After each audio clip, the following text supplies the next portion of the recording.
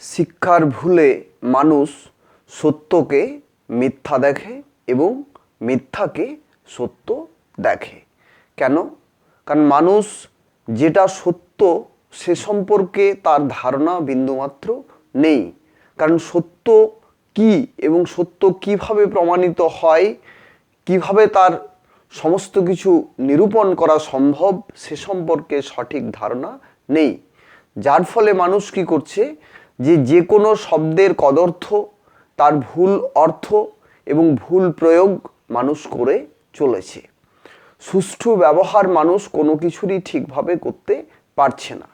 মানুষের যে শরীর, এই শরীরের সার অংশ কোথায়, অসার অংশ কোথায়, এই সম্পর্কে মানুষের সঠিক ধারণা নেই। তাহলে মানুষ যদি সার অংশের সন্ধান পেত, তাহলে অসারের দিকে এত আকৃষ্ট হতো না, এত আকর্ষণ বোধ করতে চাইতো না। এবং এর ফল কি হচ্ছে? এর ফল বিষময় হচ্ছে। ঠিক একইভাবে সত্য মিথ্যা নিরূপণ কোত্থেকে হয়, কিভাবে হয়, এই ধারণা শিক্ষা ব্যবস্থার মধ্যে নেই। যার ফলে কি হচ্ছে, যে মানুষ যা বুঝছে, যা শিখছে, আসলে মিথ্যাকেই সে সত্যি ভেবে কাজ করে চলেছে। কিন্তু যে কোনো কার্যক্ষেত্রে বা যে কোনো কর্মক্ষেত্রে মানুষ যদি খুঁজতে চায়, তাহলে সে বুঝতে পারবে যে সত্যের সন্ধান সেখানে নেই। সেখানে শেষে দেখা যাচ্ছে মিথ্যাকেই সে লাভ করছে। কিভাবে মিথ্যাকে লাভ করছে?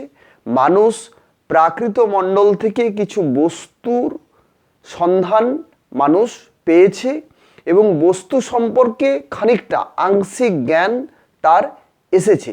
সেটাকেই সে সার্বিক এবং সমগ্র একটা ভাব বুঝে তার এই যে ভুল দিক নির্দেশ এবং ভুল গতি, এই ভুল গতিটা মানুষ ঠিক ভেবে ফেলছে।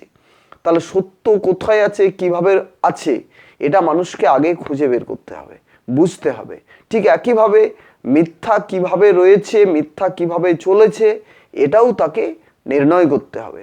মানুষ যদি ঠিক এটা বুঝতে না পারে, তাহলে মানুষ মিথ্যাকেই সত্যি ভাবছে এবং সত্যি ভাববে।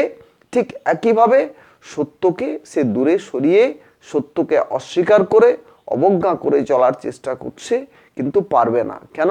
কারণ সত্যই মানুষ সত্যের দ্বারাই মানুষ চালিত হয়। সত্য বাদ দিয়ে এক মুহূর্ত মানুষ কেন, পৃথিবীর কোনো প্রাণী, জগতের কোনো ব্যবস্থা চলতে পারে না। তাই সত্যই মানুষের শ্রেষ্ঠ অবলম্বন, শেষ অবলম্বন। কিন্তু এই সত্যকে মানুষ অস্বীকার করে চলার চেষ্টা করছে। এটাই হচ্ছে মিথ্যাচার, এটাই মিথ্যা চলা, এটাই সত্যকে মিথ্যা ভেবে নেওয়া।